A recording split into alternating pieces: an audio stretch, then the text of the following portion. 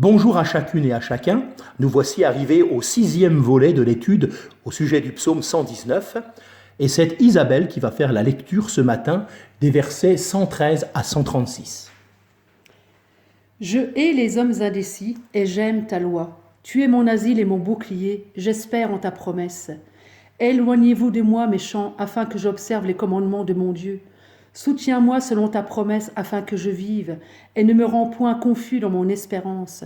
Sois mon appui pour que je sois sauvé, et que je m'occupe sans cesse de tes statuts. Tu méprises tous ceux qui s'écartent de tes statuts, car leur tromperie est sans effet. Tu enlèves comme de l'écume tous les méchants de la terre, c'est pourquoi j'aime tes préceptes. Ma chair frissonne de l'effroi que tu m'inspires, et je crains tes jugements. J'observe la loi et la justice. Ne m'abandonne pas à mes oppresseurs. Prends sous ta garantie le bien de ton serviteur. Ne me laisse pas opprimer par des orgueilleux. Mes yeux languissent après ton salut et après la promesse de ta justice. Agis envers ton serviteur selon ta bonté et enseigne-moi tes statuts. Je suis ton serviteur, donne-moi l'intelligence pour que je connaisse tes préceptes. Il est temps que l'Éternel agisse, il transgresse ta loi. C'est pourquoi j'aime tes commandements, plus que l'or et que l'or fin. C'est pourquoi je trouve juste toutes tes ordonnances, je hais toute voie de mensonge. Tes préceptes sont admirables, aussi mon âme les observe. La révélation de tes paroles est claire, elle donne de l'intelligence aux simples. J'ouvre la bouche et je soupire, car je suis avide de tes commandements. Tourne vers moi ta face et aie pitié de moi, selon ta coutume à l'égard de ceux qui aiment ton nom. Affermis mes pas dans ta parole et ne me laisse aucune iniquité dominer sur moi.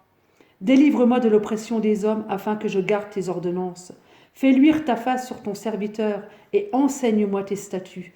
Mes yeux répandent des torrents d'eau parce qu'on n'observe point ta loi. Amen.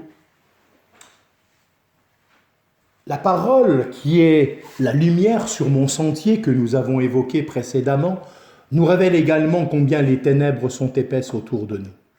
Elle nous permet de prendre en horreur la méchanceté et la duplicité. En effet, sans cette mesure divine, je puis aussi me tromper et appeler bien ce qui est mal et vérité ce qui est mensonge.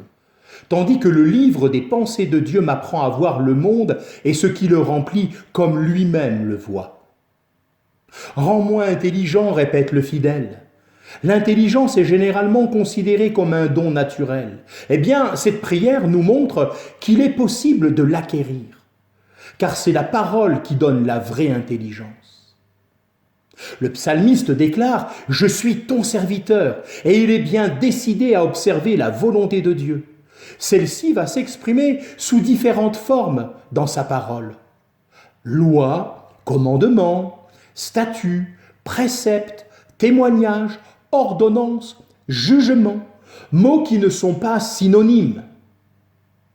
Quant au chrétien, la parole ne s'impose plus à lui sous une forme légale.